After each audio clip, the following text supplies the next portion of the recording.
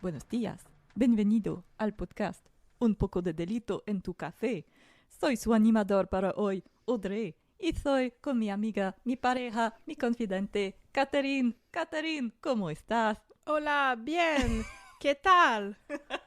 Et non, c'est une blague, on ne fait pas le podcast en espagnol. Oh, c'est pas vrai, on fera pas ça. Ah, vous auriez dû voir mon face.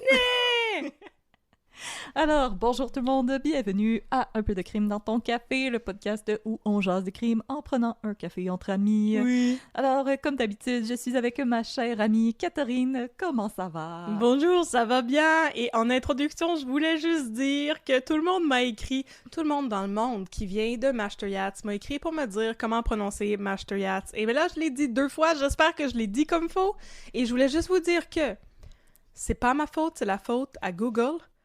Je t'ai montré le screenshot oui, je confirme. Oui, la prononciation de Google est celle que j'avais utilisée dans l'épisode qui était le contraire, qui était Maastricht. Yep. Bon, et c'était pas ça. Fait que merci beaucoup de m'avoir écrit pour me dire que Google avait tort et je suis là pour apprendre à prononcer les mots comme il faut avec vous. J'ai bientôt 32 ans. C'est le temps que j'apprenne à prononcer des mots.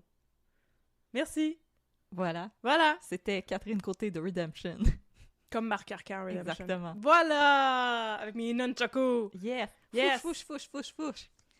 Alors, aujourd'hui, on a pour vous, chers auditoristes, une nouvelle histoire de crime Ça va être tellement le fun!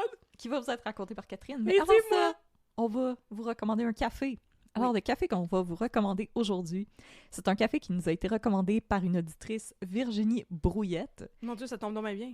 et dont je me suis rappelé de l'existence parce que la bonne amie du podcast, Fanny Grégoire, Oui. on a posté une photo sur Internet à cause du Comic-Con.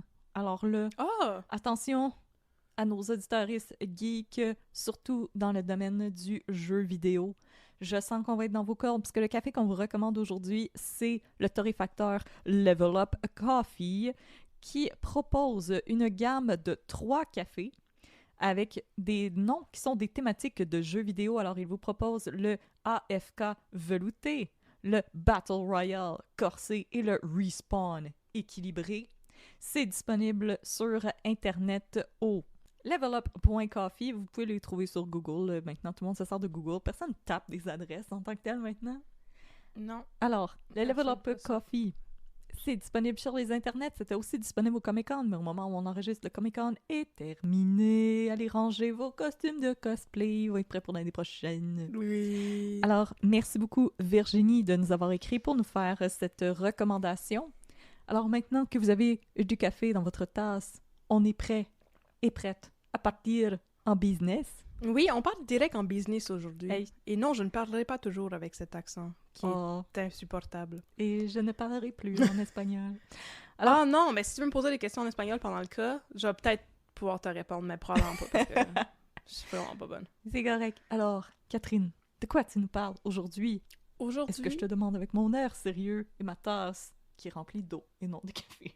Oui, parce qu'il faut faire attention à la santé de notre cœur des fois, puis slacker le café.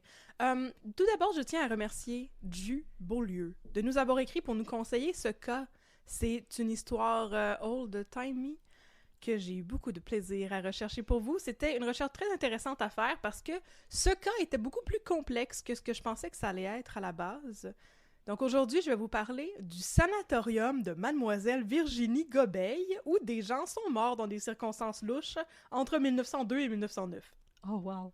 C'est un cas de l'ancien temps, comme On je va les être aime. full de bonne humeur. On va être vraiment de bonne humeur. Non, mais c'est quand même assez amusant comme histoire. Non? J'aurais jamais pensé voir ça dans la même phrase, mais d'accord. D'accord. Je te fais confiance. Oui, mais non, mais ça va contenir des détails sombres et dégueux, surtout concernant les traitements dans les établissements qu'on appelait alors des sanatoriums, qui étaient comme un hôpital holistique. Un hôpital alternatif du vieux temps. Donc, mes sources, une pléthore d'articles de la presse retraçant le cas. Je me suis aussi inspirée d'une entrée de blog intitulée « Virginie Gobeil, première tueuse en série québécoise, point d'interrogation », publiée sur le blog d'Éric Veillette le 15 octobre 2020. En fait, j'ai lu l'entrée de blog, puis ensuite, je suis allée retrouver les articles que ça citait parce que je trouvais ça plus le fun. Puis à partir de là, mais j'ai trouvé d'autres articles qui allaient entre les articles et j'ai fait une recherche plus poussée qu'Éric Veillette, qui est chercheur en archives judiciaires. Je me vante, voilà. Alors, c'est le temps de faire un petit voyage au sanatorium pour retrouver la santé. Es-tu prête à mettre un peu de crime dans ton sanatorium? Yes, sir, dans ma tasse d'eau. Première partie. Une maudite folle et un vieillard vieux. Notre histoire commence avec... Ça passe ses chapeaux de roue. Je le sais, écoutez. Bon, notre histoire commence avec une charmante dame nommée Mary Brown Hall. Parce qu'elle avait pas juste son nom de famille à elle, elle était mariée. Oh! Alors, c'était plus Mademoiselle Mary Brown, c'était Madame Mary Brown Hall, propriété de Monsieur Hall. OK? Voilà. Touche pas à ta femme. En juillet 1902, Madame Hall est allée consulter le docteur Duncan McTaggart. Pourquoi mon cerveau a rempli de donuts tout seul? Le docteur Dunkin Donut. Donc, Madame Hall est allée consulter le docteur Dunkin Donut pour une maladie interne qui n'est pas spécifiée dans les journaux, mais qui pourrait être une urémie, soit une infection du sang par l'urée, ou une maladie de femme, a.k.a. un trouble gynécologique. Oh la lila. Il appelait ça une maladie de femme dans les vieux journaux. Le docteur Dunkin Donut McTaggart, il a le pire nom. Duncan McTaggart. Bon. Constatant la maladie interne de la dame, il lui a conseillé d'aller directement à l'hôpital général de Montréal. Elle y fut admise à la fin juillet sous les soins du docteur J.D. Cameron. Était-ce un parent du docteur Ewan Cameron dont on a parlé dans notre épisode sur... Le Allen Institute. Oui, j'avais juste Ravenscrag dans la tête, mais on n'a pas appelé ça comme ça. C'est le vieux nom du... sur Ravenscrag. On espère que c'est... Ravenscrag. Donc, elle a été admise à l'hôpital général de Montréal à la fin juillet sous les soins du docteur J.D. Cameron. Et le bon docteur Cameron évalua l'état de Madame Hall et conclut avec d'autres médecins qu'une opération d'une nature non spécifiée était de mise, mais que la maladie dont elle souffrait ne pouvait pas causer la mort. Est-ce que vous trouvez ça flou? Moi aussi. Oui. Bon. Madame Hall, par contre, n'avait pas du tout l'intention de subir une opération louche et quelconque. Alors, après 1 mois de traitement à l'hôpital général de Montréal, elle a sollicité sa sortie. D'accord. À sa sortie de l'hôpital. On n'est pas capable de dire hôpital général de Montréal sans rire. L'hôpital général de Montréal, à cause de Rock et Belles Oreilles. À cause de vous, RBO. À sa sortie de l'hôpital, Madame Hall avait perdu énormément de poids et elle n'était plus vraiment elle-même. Elle est allée vivre chez Monsieur Shewan. Sans doute un ami. Je ne sais pas c'était qui, M. Chouan, et pourquoi il est allé son amant. Bon. Ah oui. Madame Hall était si faible qu'elle n'était plus capable de marcher.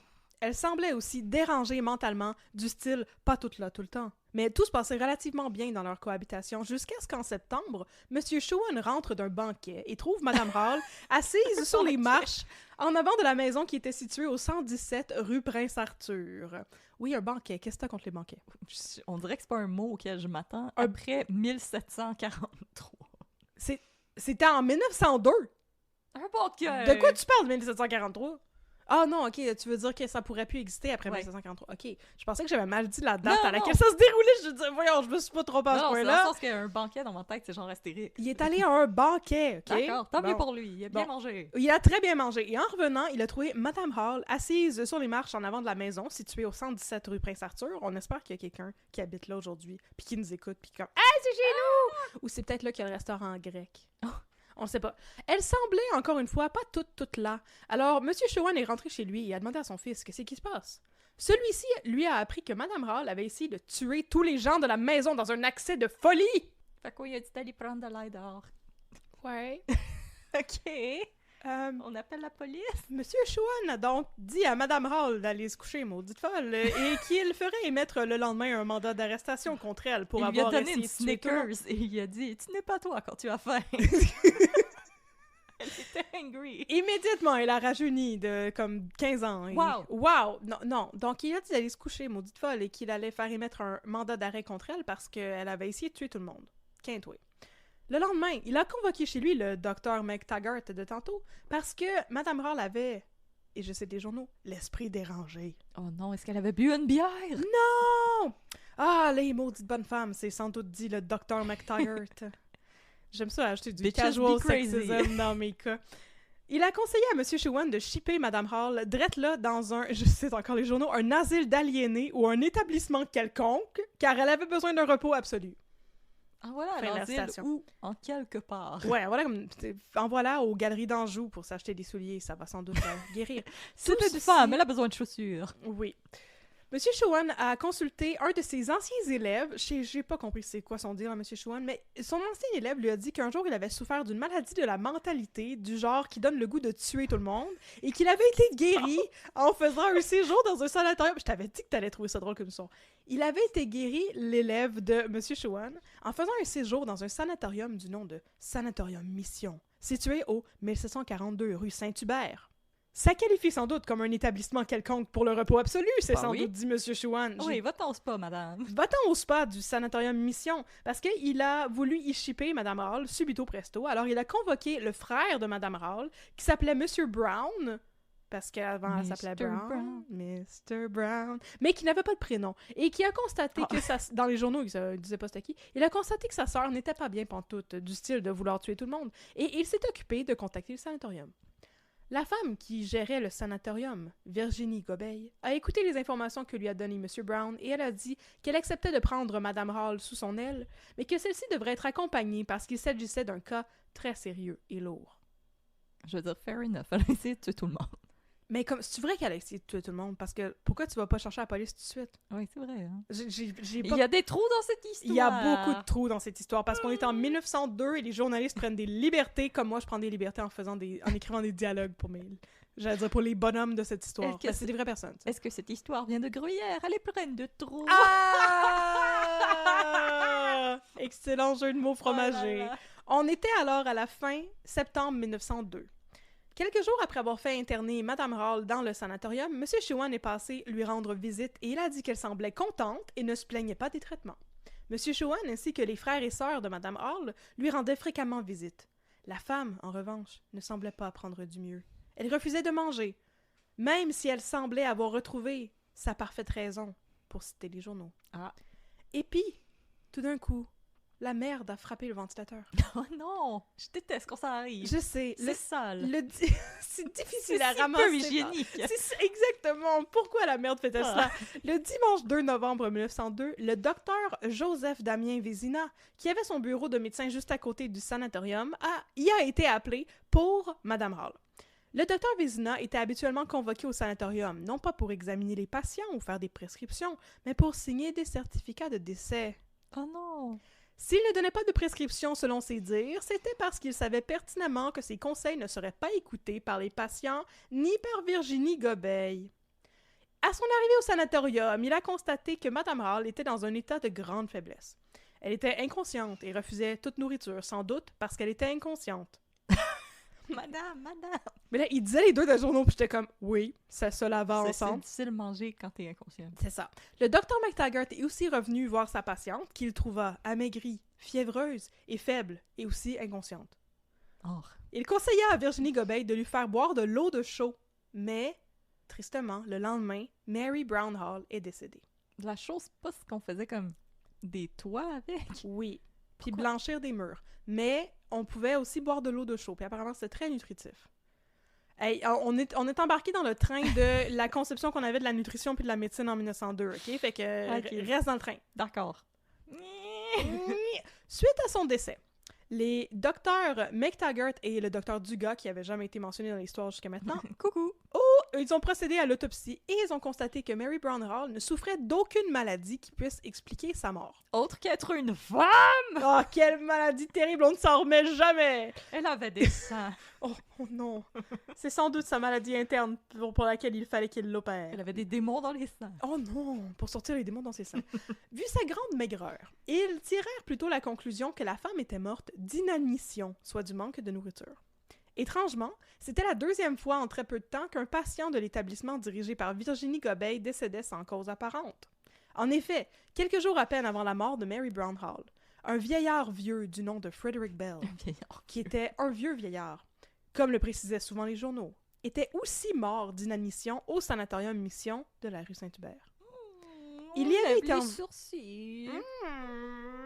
Il y avait été envoyé parce qu'il avait des problèmes au ventre. Il avait auparavant été traité à l'hôpital général de Montréal, lui aussi, et lui aussi avait refusé une opération. Alors son fils Matthew avait décidé de l'envoyer au sanatorium de Virginie-Gobeil parce qu'il savait que là-bas, il aurait les soins nécessaires à rétablir son ventre. Mais en effet, monsieur, il avait juste des gosses. Il avait juste des gosses. Et le frère de Matthew, Arthur, qui avait déjà aussi eu des gaz, avait été traité au sanatorium pendant 2 ans et en était sorti complètement guéri de ses gaz. Guéri! Alors Matthew a dit à son vieux père vieux, « Papa, allez-vous donc vous reposer au sanatorium dans le temps qu'on vous voyait ses parents. Prenez des probiotiques. » Prenez des Non, il n'y avait pas de probiotiques là-bas. Va boire des briques, ça va te faire du bien. Va boire de l'eau de chaud. Donc, malheureusement, le vieux vieillard Bell ne connut pas le même sort que son fils Arthur et il mourut de faim le 1er novembre 1902, soit quelques jours à peine avant Mary Brownhall. Alors, partie 2. Looking at you, Virginie Gobeil. Partie 2. Une infirmière rebelle aux méthodes peu orthodoxes. Mais quel genre de traitement recevaient les patients du sanatorium Mission, me demanderez-vous? Eh bien, il s'agissait de traitements qui échappaient à la science et à la médecine. En effet... Oh non, il flattait des cristaux. En effet, l'établissement de Virginie-Gobeil opérait vraisemblablement dans l'illégalité la plus totale. Selon le docteur Vézina, celui-là même qui avait son bureau à côté puis qui refusait de prescrire des traitements sous prétexte qu'il savait qu'ils ne seraient pas suivis, il a confié à la presse que, et je cite, « Virginie-Gobeil raisonne assez bien sur tous les points », fin de la citation, et elle était convaincue de pouvoir guérir non pas avec des médicaments ou des soins médicaux, mais avec le pouvoir de la prière et du jeûne. Commentaire? Cri. Les patients au sanatorium étaient aussi traités à l'aide de friction et de massage, mais surtout de prière et de jeûne. Et c'est pour ça que le pauvre docteur Vézina, il avait beau passer et dire « Oh, vous devriez peut-être donner à manger à ces gens. » Virginie Gobeil lui répondait « Non, c'est pas comme ça qu'on fait les choses. » Non, il n'a pas encore accepté Jésus dans son cœur, alors il n'aura pas de pain dans son estomac tant que Jésus ne sera pas dans son cœur. Voilà. L'établissement opérait aussi sans licence médicale, sans licence d'établissement public et sans respecter les lois des bâtiments concernant la quantité de patients pouvant être traités dans un local d'une telle grandeur. On n'est pas bien parti, là. Voyez-vous, les petits amis, l'affaire, c'est que Virginie Gobeil était une élève du docteur John Harvey Kellogg, celui-là même qui a donné son nom aux céréales. C'est Monsieur Céréales! Le docteur Kellogg était un docteur de médecine qui était un véritable gourou du bien-être avant le temps, à partir des années 1880. Le docteur Kellogg appartenait à l'Église adventiste du 7e jour et beaucoup des principes des principes de santé qu'il appliquait à ses patients, parce que lui-même opérait un sanatorium, ils étaient vaguement, très vaguement, inspirés de ses croyances religieuses. Entre autres, il prônait le végétarisme et l'abstinence complète, mais aussi d'autres choses pas mal plus whack. Le docteur Kellogg était, comme beaucoup de personnes aujourd'hui et dans le bon vieux temps, un personnage assez problématique. D'une part, il était un espèce de pionnier de la science un pionnier de la médecine intestinale parce qu'il a été un des premiers à s'intéresser à l'idée qu'on pouvait avoir des bactéries dans notre intestin et que ça contribuait à la digestion. Mais, comme toute bonne chose a une fin, il était aussi un eugéniste qui voulait décourager le, et je cite, mélange racial, et qui encourageait aussi la castration des gens qui étaient jugés indignes de se reproduire.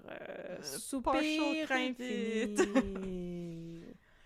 The broken clock can be right. Yes, twice a day. Le docteur John Harvey Kellogg est devenu super célèbre aux États-Unis parce qu'il opérait, comme je l'ai dit, un sanatorium. Le sien s'appelait... Parce que les États-Unis étaient comme « Wow, le racisme, on aime ça! » Absolument, ainsi que les bactéries dans l'intestin. Le sanatorium du docteur Kellogg s'appelait Battle Creek et était situé à Battle Creek, au Michigan. Comme c'est original. Non, mais c'est donc bien pensé. Je sais, c'est magnifique. Honnêtement, là, lui, dans une équipe de brainstorming, là, ça devait faire ses fort. Hey. Le sanatorium était opéré par l'Église adventiste et existait avant que le Dr Kellogg commence à le gérer. Il a été fondé en 1866, mais là, de 1976 à 1943, il a été géré par le Dr Kellogg personnellement. Oh. Attention, trigger warning de choses dégoûtantes et de mots désuets. Voici certaines méthodes, whack et plus whack encore, qui étaient utilisées au sanatorium du Dr Kellogg pour traiter diverses maladies et divers maux. T'es-tu prête? Let's go! D'abord, on a l'abstinence totale de sexe, d'alcool et de tabac, because la tentation du diable et le péché mortel. Les vendredis soirs vont être longs. Oui. Ensuite, le végétarisme. Le Dr Kellogg encourageait une diète faible en gras, faible en protéines, avec l'accent mis sur les grains entiers, les fibres et les noix. Donc j'imagine qu'il encourageait la diarrhée. Mais il y a un traitement pour ça au sanatorium du Dr Kellogg, par exemple, on va y revenir. Il encourageait aussi la mastication. Je pensais que ça allait dire la masturbation. Non! Ça va pas ça. La mastication! Le Dr Kellogg croyait qu'il fallait mâcher chaque bouchée 40 fois avant de l'avaler et que ça donnait une meilleure digestion puis ça réglait tes problèmes d'estomac. 40 fois! Je veux dire, oui, il faut bien mastiquer avant d'avaler, mais 40 fois, Jésus banane. C'est beaucoup. Il y avait aussi de la luminothérapie. Oh. Oui. Il avait construit des espèces de boîtes en bois où étaient installées des ampoules et tu pouvais te coucher dedans pour avoir droit à un bain électrique, comme ils appelaient. Ça sonne vraiment Twitter. Eh boy! Non, mais j'avais ça, moi. Il y avait aussi la stimulation électrique et les électrochocs. C'était des petits électrochocs, je vous rassure. Ce qu'il appelait le courant sinusoïdal. Et il disait pouvoir ainsi traiter l'obésité, la tuberculose, les empoisonnements au plomb et même les problèmes de vision si on appliquait un électrode directement sur l'œil d'un patient. Non! Je savais que ça allait te lever le cœur, ça. Je suis pas capable, les tortures de yeux, là, je suis pas capable. Sais. Il y avait aussi l'hydrothérapie, comme aller au Strom Spa. Ouais. Au sanatorium de Battle Creek, on pouvait prendre des bains, mais c'était pas des bains normaux. C'était des bains qui pouvaient durer des heures, des jours, voire des semaines au besoin. Ben voyons donc. Et qui pouvaient traiter l'hystérie, les problèmes de peau, la diarrhée chronique, le délire et la manie. Ils vont te mettre dans un bain pendant des jours quand t'as la diarrhée. C'est pas assez dégueulasse comme idée? Si t'as des problèmes de peau, je pense que tes problèmes de peau vont se développer si tu restes dans l'eau trop longtemps. Tu vas devenir un maudit gros raisin sec. Oh, wesh! Oh, tu devais commencer à te désintégrer, tu devais commencer à devenir un bouillon. T'étais juste un ragoût d'animatrice de podcast. Oh, wesh! Il y avait aussi les lavements. Au café? Le Dr Kellogg était... Non, pas au café, mais à quelque chose d'autre. Le Dr Kellogg était un grand fan de lavement où il injectait 15 litres d'eau dans le péteux des gens, ce qui me semble être beaucoup de litres d'eau qu'on rentre dans le péteux des gens, mais aussi des fois du yogourt pour stimuler les bactéries. Wesh! Et sais-tu pourquoi 15 litres de yogourt dans le cul. Sais-tu pourquoi que Gwyneth Paltrow a fait une cure de silence? Pourquoi? Parce qu'elle parle trop. Ah! Aïe aïe, ok. Pun intentionally. Yes. Ensuite, il y avait la chaise vibrante et la flagellation. Le Dr Kellogg a designé des affaires pour... Il y a du monde qui devait être comme... non, c'est pas pour ça. C'est pas pour ça. Ah, ok. Il avait designé des affaires pour stimuler la circulation sanguine, ok? Comme une chaise en bois qui vibre bien fort. Puis si ça te tentait plus qu'il faut... si ça te tentait pas plus qu'il faut, tu pouvais aussi être flagellé pour stimuler la circulation sanguine. Je confirme que les gens dont c'est le kink, ça stimule la circulation sanguine dans une certaine partie de leur corps. Mais j'irai pas plus loin, c'est un podcast familial. Gars, j'en ai un dernier qui est peut-être ton kink aussi, mais probablement pas pantoute parce que c'est le contraire de cette idée-là. La dernière technique dont je voulais vous parler, c'est les cures de masturbation. Ici, l'idée n'était pas de guérir par la masturbation, mais bien de guérir la masturbation elle-même en empêchant le monde de se masturber, comme en attachant leurs mains ou en bandant leurs organes génitaux. Sinon, il y avait aussi la circoncision à frette, qui apparemment décourageait les hommes de se toucher le papy. Et comme dans le film de Lobster, on met ta main dans un toaster. Non, il n'y avait pas ça parce qu'il n'y avait pas de toaster. Ah, c'est vrai. Après tout, selon le Dr Kellogg, la masturbation pouvait causer une mauvaise digestion, la cécité, les problèmes de cœur, l'épilepsie et la folie. Rien que ça. C'est pour ça que j'arrête pas de me fesser sur le plafond. Malgré toutes ces idées qui ne semblent pas agréables pour une scène, sauf l'affaire de la chaise vibrante pis tout, le sanatorium du Dr Kellogg a traité des patients très célèbres, comme le célèbre inventeur Thomas Edison et l'aviatrice Amelia Earhart. Pour vrai, je te jure. Comme quoi, il y a des gens qui aiment ça, les lavements de 15 litres de yogourt dans le péteux. C'est pour ça qu'elle a disparu. Il fallait qu'elle aille aux toilettes. Aïe, aïe! Elle a eu un accident dans son avion, puis ça sentait trop, puis ça a crashé. Virginie Gobeil était une avide follower de notre gourou du wellness, Dr. G.H. Kellogg. Elle avait travaillé pour lui pendant 2 ans. Un t-shirt I Heart Dr. Kellogg. Ah, avec un gros cornflake. Hey! Qu'il faut manger 40 fois avant de l'avaler. Donc, Virginie Gobeil, elle avait travaillé pour le Dr Kellogg directement à titre d'infirmière missionnaire et elle avait aussi travaillé pendant 5 ans à St. Louis, au Missouri. et où elle opérait un sanatorium qui, selon elle, avait connu un vaste succès. Donc, elle avait pas juste... elle. Selon elle, OK? Fait qu'elle avait pas juste inventé du jour au lendemain qu'elle était entrepreneur et créatrice de médias sur les réseaux sociaux. Elle avait de l'expérience et elle était revenue au Canada au début de 1900 pour s'occuper de sa pauvre mère malade qui habitait à Montréal. Alors, elle avait ouvert un sanatorium comme elle l'avait fait aux États-Unis. Tiens, maman, mange des raisins bran. Mange des raisins bran puis bois de l'eau chaude. Dans son sanatorium... Une petite tisane de ciment. Oh! Non, il y avait des sortes de tisanes, mais c'était des tisanes funky. Ben, je pense que j'ai un menu plus tard. Ah, j'ai hâte. Ouais, non, c'est un peu spécial. Dans son sanatorium, comme on pouvait s'y attendre, à ce stade-ci, les méthodes de traitement étaient assez drastiques. Là, on parlait pas de l'hydrothérapie, que tu restes assis dans ton bain pendant 15 ans, puis toutes ces affaires-là, mais selon un article daté du 20 janvier 1903, Virginie Gobeil a expliqué que, et je cite, « Une alimentation contre nature cause tous les maux de l'humanité. » Dans les aliments contre nature, on comptait les viandes, le sel, le poivre et le vinaigre. Et le plaisir. Les plaisirs gastronomiques. Tous les plaisirs gastronomiques. Dans cet article-là, parce que là, on est en 1903, c'est après l'affaire de des premières personnes qui sont mortes dans son sanatorium et tout, elle était dans les journaux, non pas parce qu'elle était en procès ni rien, mais pour donner des conseils pour la santé des gens. Et l'exemple qu'elle citait, tu sais, que ces aliments-là, c'était mauvais, c'était le jeûne du Christ. Oh! Alors, si c'était assez bon pour le Fils du Seigneur, c'était assez bon pour ses patients. Le Seigneur a dit ta gueule. Le Seigneur a dit ta gueule. Alors, partie 3. Le long bras de la justice est long. Fait que, comme on l'a dit, son sanatorium opérait dans l'illégalité la plus évidente et avec des méthodes assez peu orthodoxes. Le docteur Vézina, le voisin d'à côté, il était bien embêté par ça. Mais malheureusement, il semble que ses tentatives de s'en mêler et de rectifier la situation auprès des autorités n'aient pas porté fruit. Cessez, nourrissez ces gens. Non, mais il a fait ça, puis quand elle a dit non, il a dit « D'accord, je vais aller voir la police. Oui, oui, oui. » Et ça n'a pas fonctionné. Celui-ci dit avoir visité à plusieurs reprises les bureaux d'hygiène et de santé de la ville et s'être fait renvoyer d'un commis à l'autre, se faisant continuellement répondre que ce n'était pas de leur ressort, comme quoi le tatouinage bureaucratique ne date pas d'hier. Ah là là.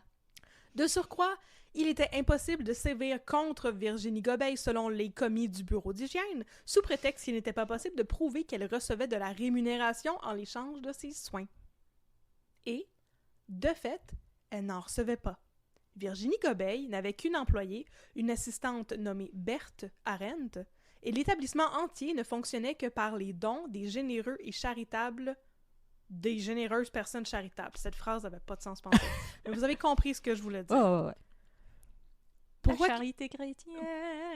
Exactement. Et c'est pour ça qu'elle faisait ça, puis on va en reparler à la fin, parce que j'ai des extraits de journaux où c'est Virginie Gobeil qui parlait aux médias. Je trouve ça vraiment intéressant parce que c'est très complexe comme cas. Tu fais vraiment des phases dubitatives. Non, je suis comme, oui, non, je suis d'accord. Oui? J'ai hâte d'avoir la suite. D'accord. Alors, curieux, un journaliste de la presse est allé visiter le sanatorium, à l'instar de Nathalie Petrovski qui visitait la maison de Claire Lortie. On en a parlé dans notre épisode 6. Si ça vous intéresse, j'ai décidé d'augmenter mes plugs, j'en ai dans tous mes cas. Donc, de l'extérieur, l'établissement de Virginie Gobeil semblait, selon le journaliste, présenter un aspect assez macabre. Il occupait un espace auparavant occupé par 2 magasins vacants, et les immenses vitrines étaient fermées par des rideaux d'une blancheur douteuse, donnant à l'endroit l'aspect d'une maison abandonnée. Ew. Le journaliste de la presse, ayant visité l'établissement, a conclu son portrait avec cette vacherie. Les planchers des salles doivent aussi avoir des contacts très rares avec l'eau. Oh! Mais c'est très poétique comme manière de dire qu'ils font pas le ménage souvent. Maudit que j'aurais aimé ça être journaliste en 1902.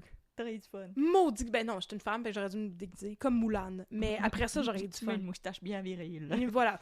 Oui, alors, votre établissement de santé, puis-je le visiter? Je suis un homme. Je suis un homme. J'aime avoir un pénis. C'est incroyable. Ah! Je n'ai des relations qu'avec des femmes. Elles sont bonnes seulement à ça. J'aime les seins.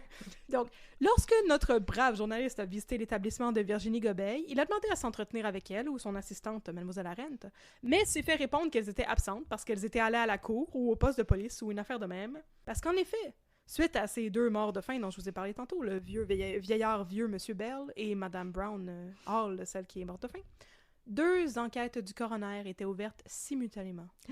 Voici en gros ce qui est arrivé durant ces enquêtes préliminaires.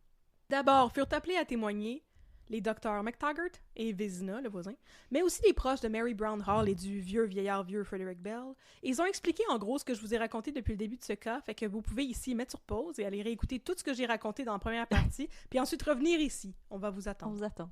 Voilà. OK, c'est beau. Yeah. Dans les deux cas, un jury décida que Virginie Gobeil devait subir un procès aux assises qui s'appelait alors le banc du roi pour la mort de M. Bell et de Mme Hall. Selon le coroner, le docteur Edmund McMahon, qui serait plus tard le coroner de l'incendie du Laurier Palace, notre épisode 67, Virginie Gobeil... God, il y en a des caméos! Il y en a d'autres qui s'en viennent, me semble. Il y a beaucoup de caméos dans mon histoire. Virginie Gobeil, selon le coroner, aurait dû savoir que le fait de ne pas donner de nourriture à ses patients pouvait possiblement causer leur mort. Donc, il y avait l'ombre d'un doute d'une responsabilité criminelle dans cette histoire-là. Quoi? Si je nourris pas les gens, ils vont mourir! Mais elle croyait le jeûne du Christ. Gang de lâche! Moi, je trouve ça super intéressant. Je vais en reparler à la fin dans ma conclusion, mais bon. Il y a 2 personnes à incriminer dans cette affaire. Madame Hall n'avait pas sa raison lorsqu'elle est arrivée au sanatorium. Une personne, M. Brown, son frère, est allé la conduire à cet établissement pour y suivre un traitement et une autre personne, Virginie Gobeil, lui a administré le traitement. Bien que la bonne foi chez ces 2 personnes soit évidente, il y a une différence quant à leur responsabilité. M. Brown va mener sa sœur dans un établissement où il croit qu'elle sera guérie. Il est vrai qu'il savait qu'on ne donnerait pas de nourriture solide à sa sœur, mais ce qu'il ne savait pas et n'était pas obligé de savoir, c'est que le traitement pouvait être fatal. Ce traitement par la diète forcée peut être bon dans certains cas. S'il tombe dans un cas où il est bon, il guérit, sinon il cause la mort. Mais M. Brown ne savait pas cela et n'était pas obligé de le savoir. C'est pour cela que je crois qu'il devrait être excusé. La situation pour Virginie Gobeil est différente. Sa bonne foi est aussi hors de tout doute. Elle a cette foi qui peut soulever les montagnes. Il est évident qu'en soignant, elle voulait donner la santé et non la mort. Mais elle devait savoir que son traitement habituel n'était pas bon dans le cas actuel. Il y a une clause de la loi obligeant ceux qui soignent à connaître la médecine. La loi fait exception pour certaines personnes qui auraient une excuse légale, par exemple lorsqu'il n'y a pas de médecin dans le canton. Mais le sanatorium en question est à la porte des médecins. Voyant que Mme Hall ne pouvait plus prendre de nourriture par la voie ordinaire, Virginie Gobeil aurait dû employer d'autres moyens, c'est-à-dire l'injection. Là, je pense qu'il parle de l'intuber, là. Mm-hmm. Mais aussi, tu sais, aller chercher des médecins. Bon, fin de la citation. Ce que je trouve intéressant dans ce jugement, c'est qu'on soulève une question fondamentale. Qui a le droit de pratiquer la médecine? Même en 1903, il semble que pour le coroner McMahon, le fait de pratiquer une médecine alternative soit guidé par le jeûne et la prière. Il semble que pour le coroner McMahon, le fait de pratiquer une médecine alternative soit guidé par le jeûne et la prière ne pouvait être une justification suffisante pour opérer un sanatorium. En revanche, il y avait beaucoup de gens qui ne mouraient pas en étant soignés au sanatorium de Mlle Gobeil. Alors, je vous demande, chers auditeurs, sommes-nous vraiment au droit d'accuser Virginie Gobeil d'avoir été criminellement négligente? Oui. Je pense qu'il faut se replacer dans le contexte. On est en 1902, c'est une société hyper catholique. Elle était convaincue qu'elle pouvait soigner avec la prière et le jeûne et ça semblait fonctionner pour d'autres, ce qui renforçait son biais cognitif. Était-elle donc tenue de comprendre la science derrière ce qu'elle faisait subir aux gens? C'était question pour un champion. C'est une bonne question. C'est une bonne question, hein? Ah oui. Parce que je trouve que, tu sais, je suis arrivée à ce stade-là dans mon histoire, j'étais comme, non, elle n'est pas criminellement responsable, elle pensait qu'elle faisait la bonne affaire. Mais c'est la même maudite affaire que Melchisedec. Oui. C'est ça qui m'a fait glacer le sang plus tard. C'est la même affaire. À ce stade-ci, la médecine, ça existait. Puis c'est plus comme aux autorités de la ville que ça aurait été la responsabilité de sévir, parce que la médecine, ça existait. C'est pas comme on est en 1400 quelque, je vais te faire une saignée, là. Non, mais je sais pas, parce que pour moi, c'est qu'il y a le moment où est-ce qu'il faut que tu reconnaisses que ça dépasse tes compétences, puis que tu fais comme, OK, là, la personne, comme elle mange plus, puis... Ouais. Genre, c'est rendu vraiment dangereux, puis là, va falloir que je passe au prochain, là, comme... Je pense que c'est comme, OK, oui, elle pensait qu'elle faisait la bonne chose, mais je pense qu'il y a aussi le moment où est-ce que tu reconnais que ça dépasse tes compétences. Ouais.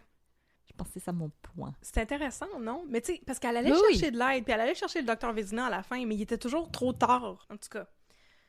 En janvier 1903, les journaux allèguent qu'une nouvelle accusation pourrait être ajoutée, puisqu'une enquête du coroner devrait s'ouvrir sur la mort mystérieuse de Mme Boyd, qui était une patiente du sanatorium, et qui est décédée quelques minutes à peine après avoir été transférée à l'hôpital général de Montréal du sanatorium. Oh. Tristement, le procès de Virginie Gobeil pour le meurtre allégué de Mme Brown, M. Bell et possiblement Mme Boyd n'a pas été relaté dans les journaux.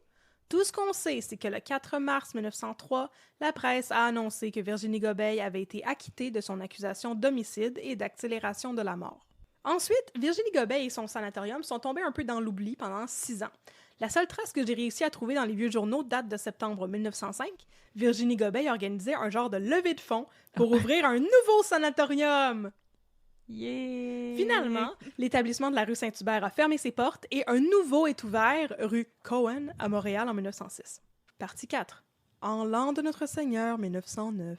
Oh là là. En 1909, Virginie Gobeil a de nouveau fait la manchette, encore une fois à cause d'une mort mystérieuse. Cette fois-ci, il s'agissait d'un vieux vieillard de l'âge vénérable de 62 ans, qui était décédé après être resté 8 semaines au sanatorium de Virginie Gobeil, désormais situé au 1139 rue Cohen. Selon le Dr McTaggart, encore lui, qui a procédé à l'autopsie encore une fois, la raison de sa mort était... l'inanition! Comme Madame Hall et Monsieur Bell et peut-être Madame Boyd! Il avait faim! Il avait trop faim! À un moment donné, il a perdu conscience puis il est mort. Encore une fois, le coroner McMahon a pogné les nerfs et a jump-starté une enquête tout de suite. Là! Là, ça sonne comme les autres affaires sont arrivées il y a 7 ans. Maudite affaire, j'ai manqué ma shot! Qui apprend pas sa leçon! Ouais! L'enquête du coroner s'est déroulée de manière super speed et le coroner a signé des accusations qui ont été déposées contre Virginie Gobeil. Une autre enquête a ensuite eu lieu, une enquête préliminaire, et cette fois-ci présidée par l'honorable juge Leet ou Lanctot. Ce qui n'est pas le même nom pantoute, mais ça dépend des sources. La plante dit casse-grain. La plante dit casse-grain. L'enquête est annoncée fin septembre et début octobre, elle est déjà conclue. En voici les faits saillants. My God. Je sais. Tout allait vite dans ce temps-là. Lors de la première journée, sauf quand t'es le pauvre docteur Vézina puis t'essaies de faire fermer le sanatorium, ça va pas vite. S'il vous plaît, cessez de tuer des gens. Les commis sont comme « Mais ce n'est pas de mon ressort! Allez au 12e étage, voir si on s'en fout. » C'est la maison des fous dans Astérix. Exactement. Alors, lors de la première journée de l'enquête préliminaire, on a appris que le monsieur qui est mort, qui s'appelait soit George ou James ou Joseph O'Neill, était malade depuis 2 ans au moment où il est allé à Montréal à partir de son patelin de résidence. Cook. Oh! La crème glacée! Ouh! Il est allé à Montréal spécifiquement pour recevoir un traitement dans le fameux sanatorium de Larry Cohen. Son fils, qui lui s'appelait véritablement James, est venu témoigner devant le magistrat Leet ou Lanctot que son père ne semblait pas plus mal en point que d'habitude lorsqu'il a été confié aux bons soins de Virginie Gobeil. En revanche, dans la presse du 20 novembre 1909, on racontait que M. O'Neill était malade, non pas depuis 2 ans, mais depuis 15 ans avant de se présenter à Montréal. Pauvre monsieur! Parce que branchez-vous à un moment donné, là. Fait que James, le fils, le vrai, le seul et l'unique, il a aussi témoigné qu'il a vu son père manger une poire et une espèce de gruau au sanatorium. Comme quoi, il avait le droit de manger de la bouffe, même en la captivité, entre gros guillemets, de Virginie Gobeil. Ah! Il allait bien. Ensuite, un docteur que je connais pas, qui est arrivé du nom de Dr Dupont, il est venu témoigner pour dire qu'il avait été convoqué au sanatorium quelques jours avant le décès de M. O'Neill pour venir attester de son état et déterminer s'il serait en mesure d'être transporté à l'hôpital. En revanche, pour le citer, il avait trouvé le patient à la dernière extrémité. Fin de la citation. Donc à l'article de la mort ou au bout du bout en bon français. Le Dr McTaggart était encore responsable de l'autopsie. Selon Virginie Gobeil, si Joseph James George O'Neill, whatever son nom était, est mort, c'est parce qu'il souffrait d'un cancer de l'estomac. C'est ça qu'elle avait dit, Virginie Gobeil. Oh non! Par contre, le Dr McTaggart n'a trouvé aucune trace de cancer lorsqu'il a procédé à l'autopsie. Regarde-le! Il est pas là, le cancer, puis il sort des viscères. Toutes ces viscères ne sont pas cancéreuses.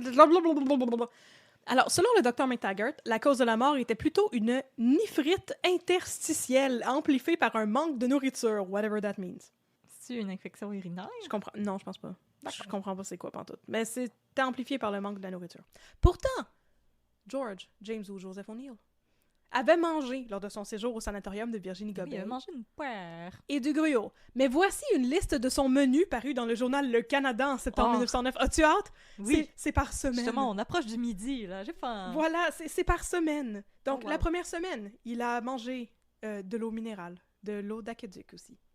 La deuxième semaine, il a mangé de la tisane de trèfle rouge et de la tisane de savoyane. Ah, ça, c'est très nutritif. Et la troisième semaine, il a mangé de l'eau minérale, de l'eau d'aqueduc, coupée aussi un peu avec un peu de jus de lime.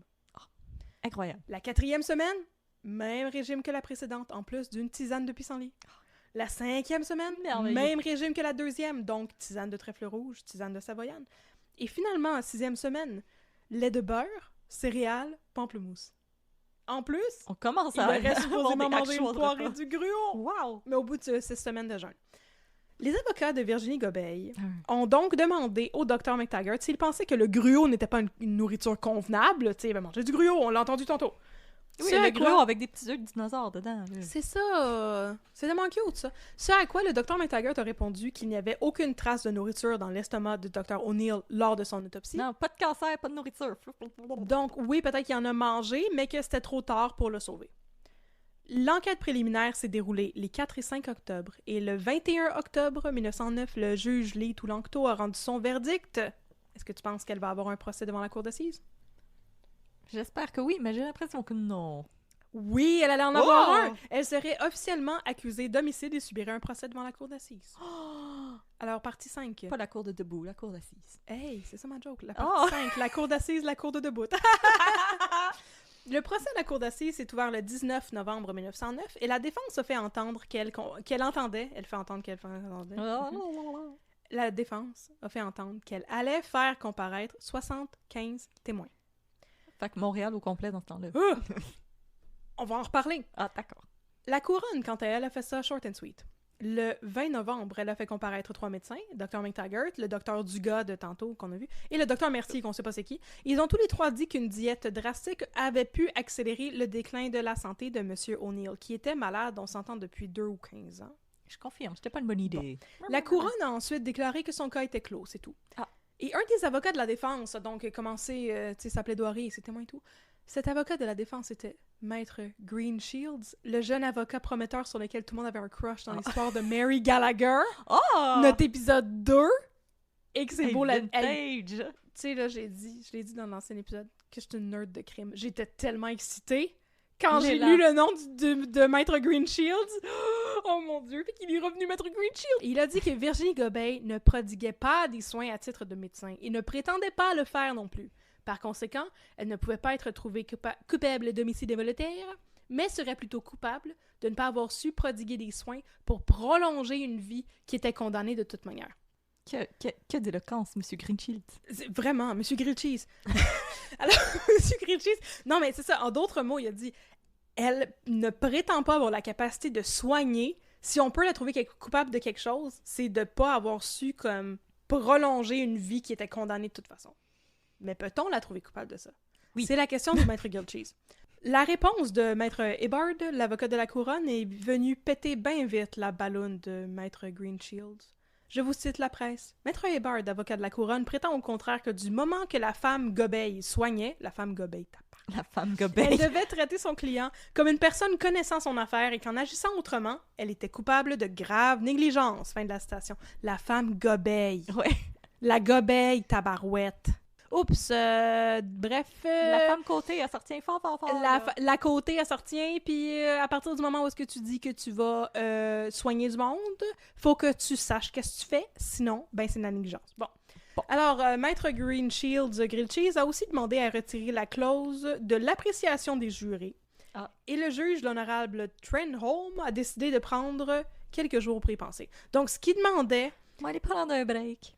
C'était de juste rejeter le procès altogether, puis peut-être aller à comme une décision qui venait du juge, mais non pas des jurés. Bon. On dirait que le juge a rejeté l'idée de rejeter le procès en général, parce que le lundi suivant, le procès a continué.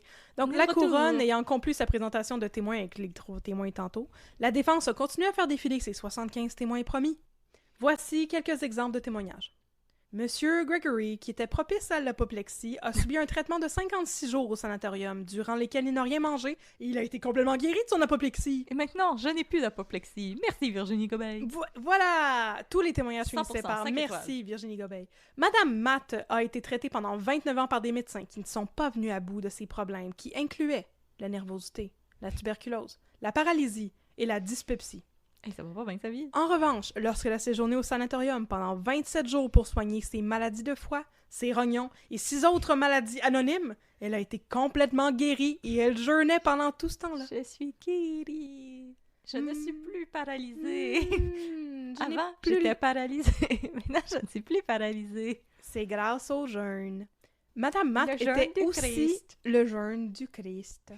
Madame Matt était aussi au sanatorium en même temps que Monsieur O'Neill, le gars qui est mort. T'sais. Et elle dit qu'il a été soigné à l'eau la première semaine, mais la deuxième semaine, à la babarre et au jus de fruits. C'est ça la crème de beurre que je te disais tantôt.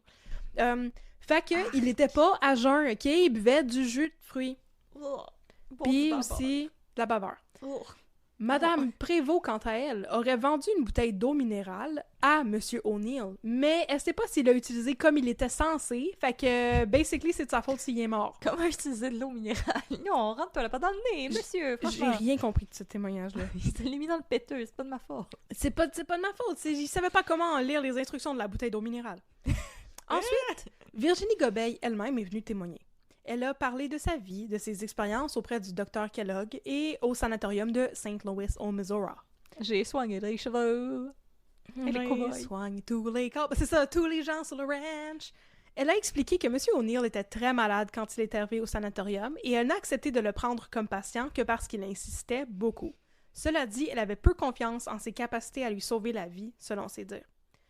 Virginie Gobeil a dit avoir soigné en moyenne 61 patients par jour depuis 9 ans, soit depuis son arrivée à Montréal. Par jour? Au total, elle disait que ça faisait environ 6000 patients et que sur ce total, il n'y avait qu'une trentaine d'entre eux qui étaient décédés, fait que c'est une bonne moyenne et elle avait réussi à sauver bien du monde. Là, j'ai fait le calcul. 61 patients par jour pendant 9 ans à 6 journées par semaine parce qu'on ne travaillait pas le jour du Seigneur, ça fait 171 837 patients, ce dont je doute fortement parce que je veux dire, en l'an 1900, la population de Montréal était de 276 000 personnes. Ça voudrait dire que Virginie Gobeil aurait soigné plus de la moitié de la métropole en 9 ans. Le monde, il venait de Québec, là. Il était comme « Wow, madame, empêchez-moi de mourir! » 171 000 personnes! C'est immense! Ça se peut pas, son affaire. Puis je l'ai vu à 2 places, le chiffre de 61 patients par jour. C'était dans 2 articles différents. J'ai dit « Mais ça se peut pas! Immense. Ça fait pas 6 000 patients! 61 patients par jour! » En tout cas, ça n'a pas d'allure pantoute. Je voulais dire que, bon, c'est ça, en tout cas. Virginie Gobeil a aussi dit avoir soigné un cancer de l'estomac en 20 jours, ce qui a été contredit immédiatement par le Dr Mctaggart, qui a affirmé... pas de cancer, regarde, je l'ai, l'estomac. Non, en fait, il a dit le contraire. Il a dit, tu peux pas avoir soigné un cancer de l'estomac en 20 jours parce que, selon la science et la médecine, on n'est pas capable de traiter un cancer de l'estomac. Ouais, je pense pas que dans ce temps-là, la radiation, ça existait fort. Non, fait que c'est impossible que tu l'aies fait. Ta gueule. FU, Virginie. Le Seigneur a dit ta gueule. La femme Gobeil, ta gueule. Finalement, le juge a demandé à Virginie Gobeil pourquoi elle n'avait pas appelé un médecin pour examiner M. O'Neill si son état lui semblait si grave. Tu sais, quand il était arrivé au sanatorium, il est resté 8 semaines quand même. Elle a répondu que M. O'Neill était venu la voir justement parce que ça faisait 30 ans qu'il était soigné par des médecins qui n'arrivaient pas à le guérir. Puis on l'a entendu dans le témoignage de Madame Chose, là, que ça faisait 29 ans qu'elle se faisait traiter pour la tuberculose, puis tout, là. Puis sa paralysie. Le monde se ramassait au sanatorium parce que ce qu'il y avait, ça échappait à comme les compétences de médecine des médecins du temps. Ce qui est beaucoup aussi quelque chose que le monde font aujourd'hui. Ouais. On peut réfléchir à ça. Donc, elle a affirmé que ni elle, ni M. O'Neill ne faisaient confiance en les médecins et en la science. Sans doute qu'elle avait juste confiance en Dieu. La science, c'est le démon! La science vient d'où? Du yob en personne! Dans son adresse au jury, l'honorable juge Trenholm a expliqué au jury la loi concernant les personnes qui entreprennent de guérir les autres. Apparemment, c'est une loi. La loi oblige 2 affaires. D'abord, d'avoir les connaissances médicales et habiletés nécessaires, et ensuite de n'apporter aucune négligence au cours de leur traitement. My God, j'ai mal écrit cette phrase. Donc, t'as compris, là? Ouais, Bon, voilà. Pas de négligence. Donc, on doit avoir des connaissances et ne pas négliger le monde. Sans cela, en cas de mortalité, une personne peut se rendre coupable de négligence criminelle. Dans ce cas-ci, a souligné le juge, Virginie Gobeil avait fait un faux diagnostic puisqu'elle croyait que M. O'Neill souffrait d'un cancer de l'estomac, mais que pendant l'autopsie, ça a été prouvé le contraire. Cela prouvait, selon le juge, que Virginie Gobeil n'avait pas les connaissances médicales pour soigner les malades. Aha! Case in point, touché coulé. Mais il semble que tu devrais pas guider tes jurés de même, M. Trenholm, mais... Les jurés sont supposés être comme... de voir les deux côtés puis de décider à partir de là. Oui, mais pas en 1909, puis les femmes n'ont pas le droit d'être des jurés non plus parce que c'est des femmes. Le jury s'est retiré et a délibéré toute la nuit, et le lendemain, le 23 novembre 1909, il a livré un verdict. Veux-tu le deviner? Coupable d'être une femme. Et aussi de négligence. Culpabilité. L'avocat de Virginie Gobeil a demandé la clémence du juge et a réussi à éviter à Virginie Gobeil d'aller en prison, en l'échange de quoi elle devait immédiatement fermer son sanatorium. Partie 6. Le fin mot de l'histoire. Là, je me suis calmée un peu, les jeux de mots niaiseux de la cour de bout et la cour d'assises. Le lendemain, le 24 novembre, Virginie Gobeil a reçu dans son sanatorium un autre maudit journaliste de la presse. Grâce à cette visite, je peux vous livrer... C'est encore toi avec une moustache. Oui, c'est ça. Bonjour, madame. Hey, j'ai lu votre article, vous avez dit qu'on lavait pas nos planchers. Grâce à cette visite, je peux vous livrer ses impressions de son procès et de sa sentence, en ses propres mots. Moi, j'ai trouvé ça précieux, ça. Le journaliste a commencé par lui demander ce qu'elle allait faire désormais. Comment Virginie Gobeil a répondu « Oui, comment tu files? Comment ça va? Tu veux-tu une petite tisane de pissenlit et de trèfle rouge? Tu veux-tu manger une roche? Tu veux-tu un peu de babeur? » Donc, il a demandé qu'est-ce qu'elle allait faire désormais. Virginie Gobeil a répondu « Ce que je vais faire désormais, ou mieux ce qui va m'arriver, n'est-ce pas ce que vous voulez dire, monsieur? Est-ce que je le sais, ayant à peine ressaisi ma pensée et encore sous le fait de cette impression de malaise et d'inquiétude qui vous envahit devant l'appareil judiciaire et après toutes les formalités et décisions du tribunal auxquelles on vous soumet, est-on capable de réflexion? » Toute une poète. Mon Dieu, les gens étaient donc bien éloquents à cette époque-là. I know. Elle a fini par répondre qu'elle allait surmonter toutes ces épreuves et se trouver un nouvel emploi pour gagner sa vie et s'occuper de sa pauvre mère malade qui était encore en vie. Elle a aussi évoqué la possibilité de retourner travailler aux États-Unis où elle avait connu un grand succès, on s'en rappelle. Sur une ferme aux États-Unis. Dans le Missouri, à soigner toutes les vaches. Quant à sa sentence, Virginie Gobeil a expliqué qu'elle avait reçu de la part de ses avocats l'offre de fermer le sanatorium pour éviter de faire de la prison et que ceux-ci lui ont fortement conseillé d'accepter. C'était pas son idée à elle. Elle a expliqué: ce n'est pas l'image d'un cachot qui m'a engagée à renoncer à mon œuvre, mais la pensée que ma vieille mère pourrait tomber dans la misère. Elle a aussi prétendu que des nouveaux patients s'étaient présentés au sanatorium depuis la veille et qu'elle avait malheureusement dû leur fermer la porte au nez, comme quoi des patients voulaient toujours de ses services. Je la cite encore. « Ce que j'ai fait depuis les 9 années que j'habite ici, c'est par pur amour de Dieu et du prochain. Je n'ai jamais exigé un sou de mes patients. Je maintiens mon œuvre par un peu d'argent que je possédais et par l'aide de mon frère. Mes juges ont déclaré que les motifs qui me poussaient à soigner mes semblables étaient bons et que j'étais une femme intelligente et bonne. J'ai encore des patients chez moi. Ils se présenteront aujourd'hui chez le juge qui m'a condamnée pour lui demander l'autorisation de terminer le traitement déjà commencé, et quant à moi, je me soumets à la loi. » Par la suite, Virginie Gobeil a vraisemblablement disparu. Elle est peut-être retournée aux États-Unis comme elle l'a annoncé, mais puisque je n'avais pas envie de payer 74 et 62 US pour m'abonner au registre newspaper.com, j'ai le regret de vous annoncer que ma recherche se termine ici. Fait que là, on est en droit de se demander, Virginie Gobeil était-elle la première tueuse en série du Canada? Comme le prétendait Éric Veillette dans son blog. Parce que partout ça dit « Ah, Virginie Gobeil, c'est la première tueuse en série! » Est-ce que c'est vraiment le cas? Techniquement, elle a causé la mort de 4 personnes par négligence et ça a été prouvé en cours. Il y avait aussi d'autres victimes alléguées. Par exemple, durant le premier procès en 1902, son assistante, Mademoiselle Berthe Arend, était allée voir le juge à la fin pour lui parler d'un patient du sanatorium dont l'état était critique puis lui demander des conseils. C'était rapporté dans la presse. Le juge lui aurait conseillé d'envoyer immédiatement le patient à l'hôpital, mais on n'a aucune idée de ce qui a pu se passer par la suite, puis ça n'a jamais été rapporté. Aussi, 1 mois après la condamnation de Virginie Gobeil, un autre journal a ressorti des boulamites une autre victime alléguée, George Wilton Wadley, qui serait décédé au sanatorium après avoir jeûné pendant 32 jours pour soigner un cancer de l'estomac en 1906.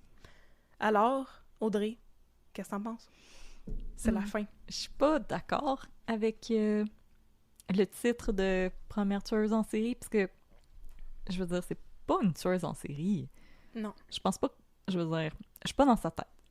Mais de ce qu'on sait, les faits que tu m'as donnés, la mort était pas dans son intention, c'est de la négligence, puis justement, elle pensait qu'elle faisait la bonne chose. C'est pas comme dans Misery, où l'infirmière Annie Wilkes a fait exprès de tuer des gens en leur administrant les mauvais médicaments ou des doses fatales. Oui, c'est ça que j'allais dire, c'est pas un ange de la mort. Là. Souvent, c'est ça qu'on utilise comme terme quand on parle des infirmiers et les infirmières qui abusent de leur... Qui font des abus de pouvoir. Oui, voilà.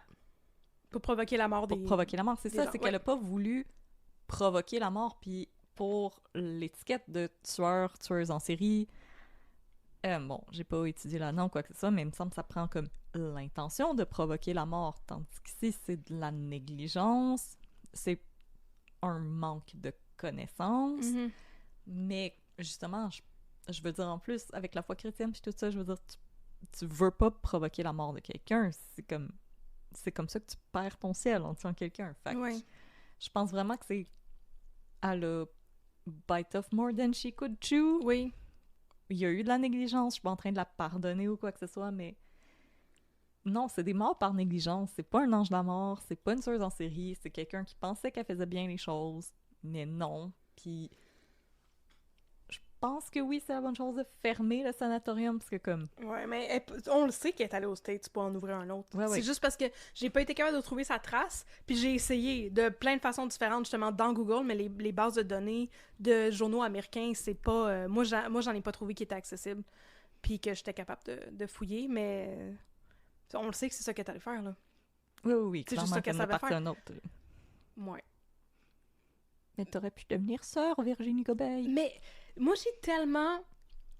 j'ai trouvé ça vraiment intéressant comme recherche, justement, parce que plus j'y allais, plus je me disais, c'est pareil comme mourir en conscience. Oui. Sauf que ça se passe 100 ans avant.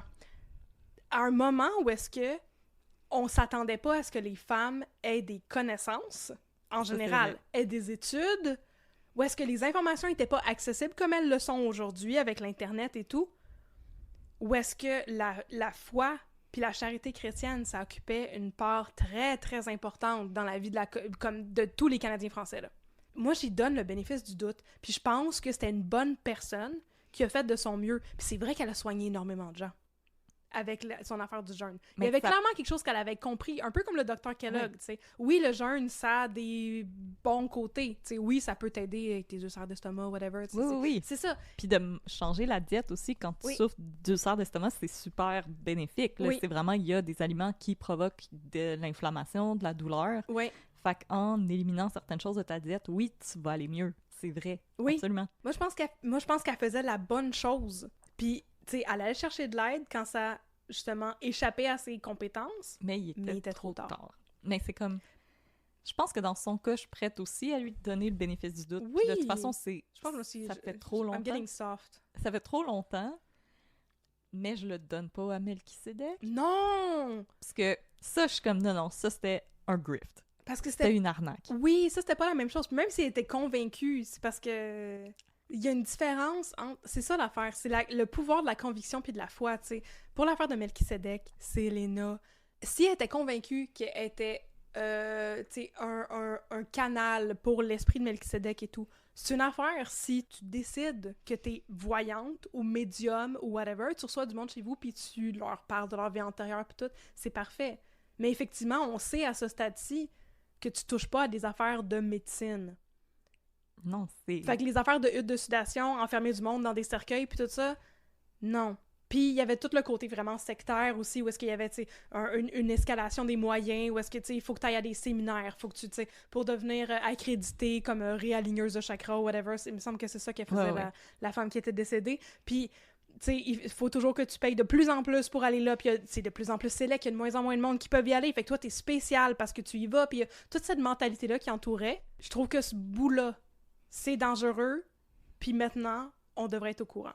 Mais c'est ça qui, comme, te prétendre être un canal pour un être céleste, là, c'est comme une étape de plus. C'est une étape de plus, mais... Virginie Gobeil disait comme... Elle disait pas ça. Non, elle disait servir Dieu, puis dans ce temps-là, c'était quelque chose que les gens disaient, comme les gens, la foi chrétienne, oui, c'était vraiment comme des principes de vie auxquels tu t'astreignais puis que tu suivais pour gagner ton ciel. Puis elle, c'est ça qu'elle faisait. Elle prétendait pas être la réincarnation de Jésus ou quelque chose comme ça. Là. Non. Comme ça, pour moi, dans le cas de Selena, c'est comme beurrer épais pour convaincre les gens. Là. Oui, absolument. Oh. Fait que c'est ça, j'avais beaucoup d'émotions très paradoxales par rapport à cette histoire-là, parce que je me disais, tu sais, elle essaye, la madame. Puis oui, c'est aux autorités à intervenir. Mais c'est pas parce qu'elle essayait de faire du mal, puis c'est pas parce qu'elle a fait du mal intentionnellement, c'est de la négligence. Oui, c'est ça. Puis c'est ça, toute l'affaire de « j'ai jamais pris de paiement et tout », on le voit. Elle faisait pas ça pour s'enrichir. Elle faisait pas ça pour sa réputation ou whatever. Elle faisait ça pour aider les gens, soigner les gens, puis elle était revenue à Montréal pour s'occuper de sa mère. Fait que c'était pour « OK, ben je vais m'occuper. Je pense avoir des connaissances qui peuvent améliorer la santé des gens. Je vais m'occuper pendant que je suis ici à vivre puis à aider ma mère. elle faisait ses bonnes œuvres chrétiennes, tu sais. Mais c'est ça, puis je veux dire, c'est c'était weird, les sœurs qui servaient dans les hôpitaux aussi à cette époque-là, fait que c'était beaucoup la charité chrétienne qui est à la base des soins de santé au Québec et au Canada. Ben oui. Fait que non, je pense qu'on est d'accord, toi puis moi. Oui, je pense que oui. Je trouvais que c'était drôle parce que c'était une zone de gris, parce que c'était très similaire justement à l'histoire de mourir en conscience, mais qu'en même temps, je trouvais que c'était aux antipodes complètement à cause du contexte social, puis à cause de exactement la manière dont les choses se sont déroulées. T'sais. Elle a dit, en 9 ans, j'ai soigné 6000 personnes, il y en a 30 qui sont mortes. Oui, c'est des bonnes stats. C'est vrai. C'est quoi, c'est 0,5%? C'est vrai, je veux dire. C'est des bonnes stats, je veux dire. Il y a plus de monde qui meurt, tu sais. Mais là, ça, c'est super morbide, mais... Tu sais, j'allais dire, il y a des plus hautes, tu sais, pourcentages de morts quand le monde accouche. Oui. Tu sais. Je veux dire... De bébés qui meurent et tout. C'est la nature, à un moment donné. C'est ça, elle peut pas soigner tout le monde, tu sais. C'est ça, puis je veux dire, même le meilleur médecin au monde a perdu des patients. Oui, oui, absolument. C'est pas... la médecine, même maintenant, avec tous ces développements, est toujours pas foolproof, là. Il y a encore des gens qui décèdent, puis... Oui. Non, je pense que dans son fin fond, elle voulait pas faire du mal aux gens. Non, je pense pas. Fait que moi, je pense qu'on y enlève sa couronne de première tueuse en série du Canada. C'est qu'elle mérite pas, là. C'est pas ça, la définition de... Non, j'ai l'impression que c'est comme... De tuer en série, c'est comme... Non. Parce que pour être un tueur en série, c'est comme... Ou une tueuse en série, c'est l'intention de provoquer la mort, c'est comme... Puis le mot série, c'est vraiment parce que tes victimes se ressemblent aussi, elles correspondent toutes à un même type, tandis que là, c'est comme des personnes qui venaient se faire soigner, puis elle les a échappées. C'est ça qui est arrivé. Ça a échappé ses compétences, puis elle les a perdues. C'est ça qui est arrivé. Mais c'était pas intentionnel. Non, je trouve ça très drôle. Je trouvais que c'était un autre exemple. Tu sais, que ça montre la pertinence de ce qu'on fait pour se donner des petites tapes dans le dos. Mais ça me rappelait aussi l'affaire de Valérie Fabricante, où est-ce que je suis arrivée puis je t'ai dit, OK, moi, j'ai toujours entendu dire, il a tué tout le monde parce que tout le monde voulait y voler ses articles. Mais la question était tellement plus complexe. Et c'est juste une journalistique. Ça, c'est la même chose. Virginie Gobeil, première tueuse en série. C'est très sensationnaliste, ça punch, mais la réalité est beaucoup plus complexe que ça. Puis c'est plate, là, mais le monde, on est tous dans des zones de gris, là. Puis souvent, quand tu fais des recherches sur des crimes, justement... Et ça change ta perspective. Oui. Puis, tu sais, je pense que quand les gens, justement, posent des questions sur l'éthique du true crime, etc., mais comme je pense que ça, c'est un cas de comme, ben, faut peut-être faire attention aux mots qu'on utilise. Parce que non, c'est pas une tueuse en série, là. Comme tu lis le titre, puis après tu lis l'article, puis il y a rien qui match. Ben non, c'est ça, je trouvais ça... Moi ça m'a fait de la peine. Sérieux, la fin de cette affaire-là m'a fait de la peine, puis quand t'as raconté, tu sais, il y a encore du monde qui sont ici, puis ils veulent finir leur traitement, mais moi, je vais me plier à la décision des autorités, puis tu sais... Puis justement, je suis triste de fermer ça, il va falloir que j'aille ailleurs maintenant avec ma mère, puis... C'est ça, quand elle dit, ben, je vais me plier aux décisions des autorités parce que ma mère dépend de moi, puis je peux pas aller en prison, ma mère va se retrouver toute seule. Oui. Je veux dire, c'est la preuve de quelqu'un qui est comme... C'est triste. Ben, je vais pas continuer, là. Non. Parce que Serena, je m'excuse, mais elle va continuer, là, elle va s'en trouver un autre... Ouais, je sais. Mais elle avait beaucoup regretté depuis qu'il l'avait menacée de faire de la prison. Oui. Elle était une femme changée. Une femme changée. Oh, elle avait fait une séance de thérapie. Puis elle était une femme changée. Elle a vu la lumière. Ah, la lumière de Dieu. Fait que, ouais, c'est ça l'histoire que je voulais te raconter aujourd'hui. Ben, c'était vraiment intéressant. N'est-ce pas que c'était le fun? Ben oui. Parce que moi, je m'attendais à quelque chose, puis on a fini avec d'autres choses complètement. Je sais, j'aime tellement ça creuser dans les vieux cas, puis dans les vieux journaux, puis tout ça, parce que souvent, c'est des affaires comme ça, où est-ce que, justement, c'est beaucoup plus complexe que ce qu'on pense à la base, puis, je veux dire, c'est super manichéen. Justement, quand tu fais de la recherche sur le true crime, c'est super manichéen. C'est pas une question de, d'humaniser les tueurs ou de glorifier les tueurs, whatever. Non, c'est pas ça. C'est juste de comprendre, justement, les nuances dans tout un contexte sociopolitique, dans, comme, la conception qu'on avait de la médecine avant, dans la conception qu'on a aujourd'hui de ce qui qualifie à être un meurtre, tu sais. C'est ça. C'est-tu des meurtres, ça? Non. C'est un accident. Plus un accident qu'autre chose, oui. Puis, tu sais, il faut pas oublier aussi que les études en médecine, c'est pas accessible à tout le monde. Là. Ça l'est pas présentement, puis ça l'était encore moins dans ce temps-là. Non, c'est ça. Puis justement, si t'étais une femme, oublie ça. Tu sais, il y a une raison pour laquelle on dit les remèdes de grand-mère, c'est parce que, comme, les femmes se sont passées des connaissances de génération en génération, puis sais, comme remède de grand-mère, c'est de la manière de dire comme non, ça, c'est pas la médecine officielle, mais comme il y a des choses qui fonctionnent, là. Oui. Manger du gingembre quand t'as mal au cœur, ça marche. Oui, c'est vrai. Marcher 40 fois tes cornflakes avant de les avaler, ça marche-tu? Je sais pas, j'ai pas essayé, ça me lève le cœur juste y penser. Mais ça dépend, sont-tu mous ou comme, sont-tu dans le lait tes cornflakes quand t'es mangé 40 fois ou sont... Juste à penser Ils vont devenir mous, oui. Garder ça dans ma bouche aussi longtemps, là.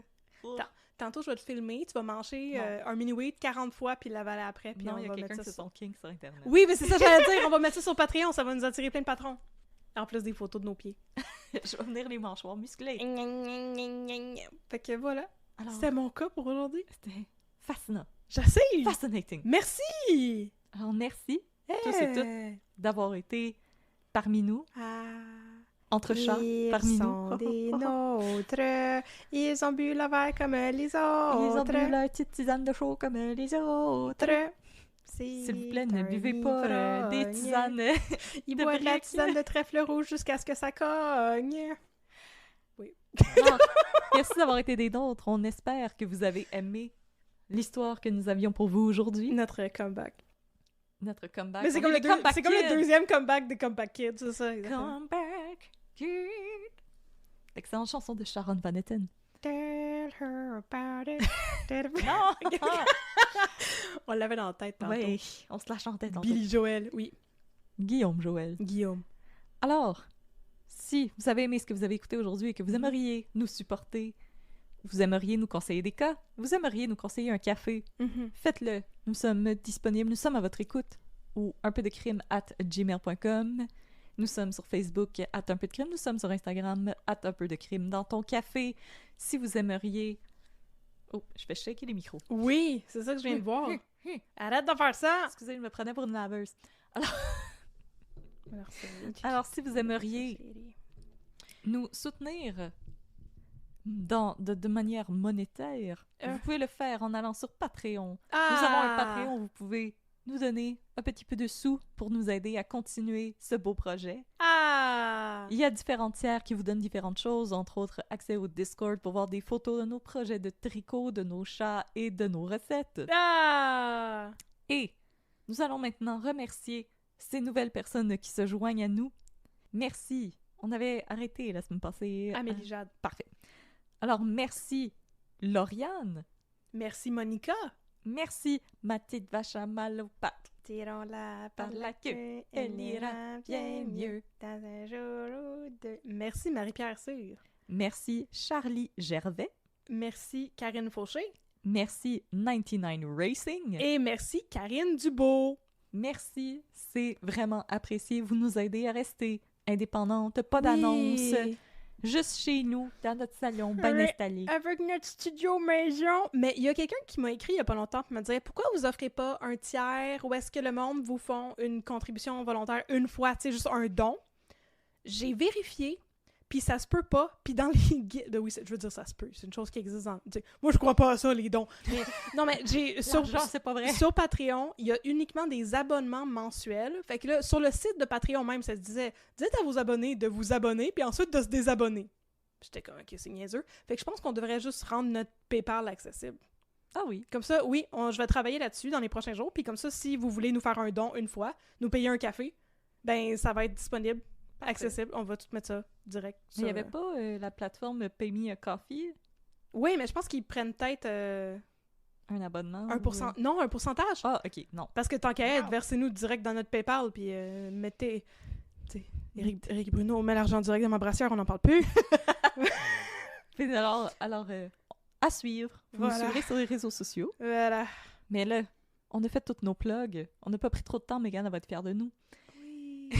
On aime beaucoup taquiner Mégane avec ça. Alors maintenant, on peut aller en cours.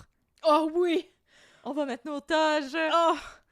On va mettre nos savates, ou je sais pas comment ça s'appelle. L'affaire blanche là, que tu mets en avant de ta toge. Je sais pas, moi. Oh. Sébastien Delorme, dis-nous comment ça s'appelle. On met-tu quelque chose sur nos toges aujourd'hui? Nos toges, on y va commando. Oh mon Dieu! Alors, c'est l'heure de toute la vérité.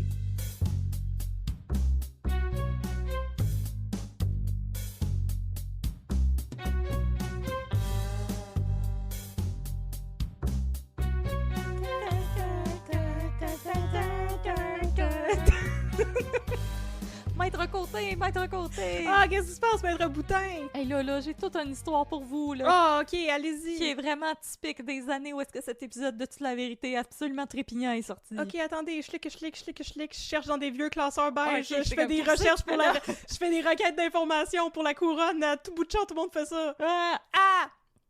Que là, Vas-y. c'est l'histoire Oui, d'une jeune fille oui. de confession musulmane. Oh non, Elle est amoureuse d'un Québécois pur laine. oh non, Et ses parents, pauvre elle. ils sont contre cette histoire de Roméo et Juliette moderne. Oh! Et là, ils disent à la jeune fille... On vit la vie jour après jour, nuit après nuit. Les rois du monde. Oui, oui. Roméo et Juliette. Oui, Ok, tu me regardais ouais. avec un look tellement... Non, c'est que je suis comme, ah oui, vas-y, chante. Ouais, c'est ça. Allez, chante-la ta chanson. Oui. Les rois du monde étaient Ah, partout. Je connais pas, je connais juste le refrain. Se battent entre eux. Oui, c'est vrai. Les rois du monde ont peur de tout. C'est qu'ils confondent les chiens et les loups. Quoi? C'est ça que ça dit dans les couplets? Ouais. Je connais juste le refrain. Mon Dieu. Wow. Hey, ok. ça manque à notre culture. Ben, mais hein. Alors, Si, bon, fait qu'est-ce qui se passe avec cette histoire de Roméo et Juliette moderne? ben là, son père, il dit à la jeune fille, tu amènes le déshonneur sur la famille. Oh non. Tu devrais avoir honte, maudite slotte, va te coucher. Et là, quand elle va se coucher, son père lui amène une boisson de lait chaud avec du miel et de la cannelle.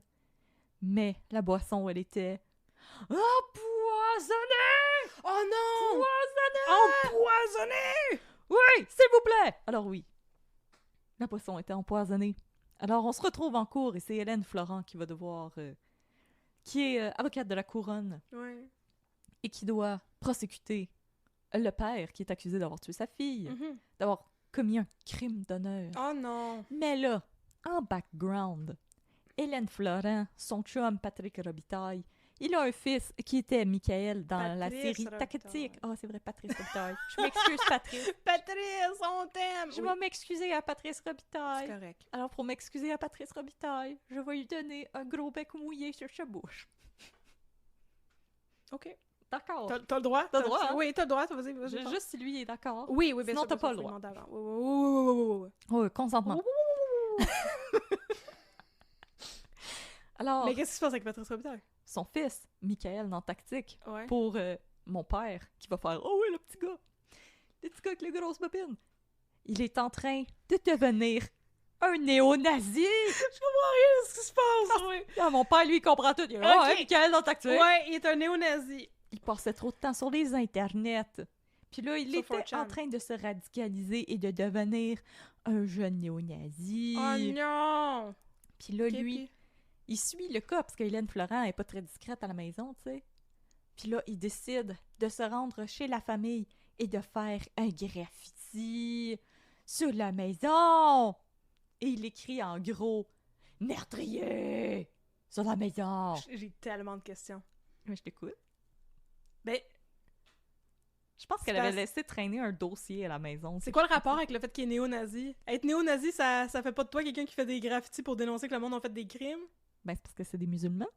Oui, je sais, mais il a pas écrit comme sale musulman retourné dans votre pays. Il a écrit meurtrier qui est actually the thing they Oh did. mon Dieu, j'ai pas autant de toute la vérité décrit dans mon front. Ah, pardon! Non, mais je vois pas le rapport. On dirait Je que suis t'es en juste train comme de Geneviève dire Brouillette, que je suis juste c'était reporter. un néo-nazi, donc il dénonçait le fait qu'il avait tué leur femme. Je suis comme, oh, regardez, leur fille, pardon. Ben, honnêtement, moi aussi, je pensais qu'il allait comme faire comme les crimes haineux qu'il y avait eu, là, quand Ah ouais. quelqu'un avait déposé une tête de cochon en avant d'une mosquée, là, Ah comme ouais. félicitations, le Québec, on est fiers de toi, des fois. Bravo. Mais non, c'est le graffiti, c'était assassin ou meurtrier, un des deux, je me rappelle plus. J'ai un petit blanc ici. OK. Puis il avait envoyé des photos à Geneviève Brouillette pour qu'elle les publie dans le journal. Parce qu'on se rappelle que Geneviève Brouillette était journaliste. Elle est dans Toute la animatrice de vérité. TV. Oui. Était genre Isabelle Richer. Mmh. Fait que là, Je trouve quand même que c'est un raccourci idéologique weird. ben moi aussi, parce que les néo-nazis, oui, ils n'aiment pas les gens de confession musulmane. En fait, ils n'aiment personne. Ils s'aiment surtout pas eux. Oui. C'est parce qu'ils ont beaucoup de haine dans leur cœur. Ben, c'est ça. Prends un néo-nazi par Non, Audrey! Non, Audrey! Non! et punch-le d'en face. Ah! Ah! Peut-être, Fallait que tu me laisses aller jusqu'au bout. Oh, désolé. punch-le d'en face. Oh my God. Fait que là... Ouais. Mais là, je me rappelle... J'ai un petit blanc de mémoire.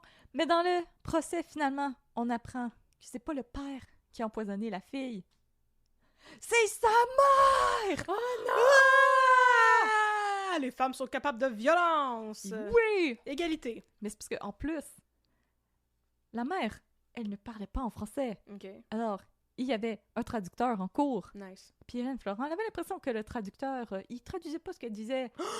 Mais plutôt qu'il disait à la madame quoi dire. Mais mon Dieu, mais c'est scandaleux! Puis là, Hélène Florent, elle se met à paniquer parce qu'elle se rend compte que le traducteur, il la regarde jamais puis il fixe la madame dans les yeux avec un air vraiment comme... Puis là, Hélène Florent commence à douter que le traducteur, il fait sa job comme il faut et elle commence à demander à avoir un traducteur pour le traducteur. Mais finalement, ça sera pas nécessaire parce qu'elle réussit à percer le mystère parce qu'elle arrête pas de grill le père. Et finalement, la mère se lève et crie « C'est moi qui ai tué ma fille. » Parce qu'elle amenait le déshonneur sur la famille. Et c'est un épisode tellement typique de ces années au Québec où on avait, on dirait, la permission d'être raciste envers les personnes de confession musulmane. Ah oui.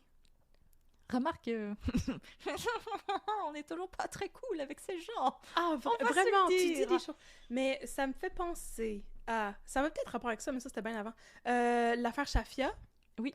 J'ai écouté cette semaine l'épisode de Crime de Bin. Shout out à Hélène. Hello les filles. Allô les filles! Et j'ai trouvé ça particulièrement intéressant parce que, justement, à la fin, elle disait, tu sais, il faut pas oublier que le débat, c'est pas autour de la confession musulmane, c'est autour de la violence domestique, conjugale, familiale. C'est ça la question. C'est pas comme les personnes musulmanes font des crimes d'honneur, sont épouvantables. Si c'est ça le débat qu'on fait, ben c'est la même chose qu'à toutes les fois quand il y a un tireur de masse de dire mais c'était qu'un fou, c'est un cas isolé. On va pas parler trop à de Call tout ce of qui se Duty. passe derrière ça. C'est ça. Donc on va pas parler de la violence faite au sein d'une même famille, du fait que les filles Shafia y avaient demandé de l'aide à plusieurs reprises et tout. On va tout obscurcir ça puis dire ah ben c'est parce que c'est les musulmans.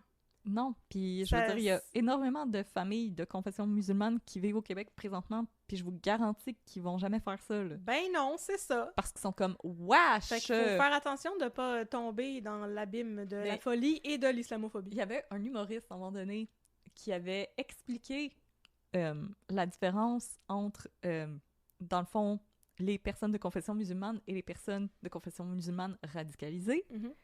Puis il disait... Présentement, quand on voit ce qu'on voit aux nouvelles des terroristes puis tout ça, c'est l'équivalent de penser que toutes les fans de Taylor Swift, c'est ceux qui pètent des coches sur Internet. Qu'il n'y a aucun autre genre de fans de Taylor Swift que les filles qui pleurent parce qu'ils n'ont pas réussi à avoir des billets puis qui s'arrachent les cheveux puis qui vomissent puis qui font le bacon à terre. Wow, c'est quelque chose qui existe, ça, sur Internet? Ben oui. Si, bon, je savais pas ça. Parce que c'est bien difficile d'avoir des billets pour Taylor Swift. C'est bien important d'avoir des billets pour Taylor Swift. Exactement. Ou pour Harry Styles. Il tabarnouche. Mais non, c'est ça. Fait que merci beaucoup pour ça. Hey, on voit que comme ça, c'est 2010 à 2014, toute la vérité. Tu sais, si on trouve que ce que Luc Dion il faisait avec District 31 il y a comme 2 ans, c'était problématique. On voit que l'évolution est pas vraiment là. Non, pas tant que ça. Mais, oui, parce qu'il faut quand même donner à César sa salade. Oui. Quand même, chapeau pour un épisode qui date de début 2010, d'avoir reconnu le problème bourgeonnant de la radicalisation sur Internet. Parce que c'est à cette époque-là que ça a commencé 4chan. Et surtout l'humour des personnes millennials qui était très dark, où on pensait, puis comme je l'avoue, là, l'humour vraiment pas correct, qu'on pensait que c'était correct de faire des blagues sur les personnes de confession juive, les personnes racisées, et qu'on disait comme « Haha, c'est juste une blague, c'est correct, on a le droit de dire ça ».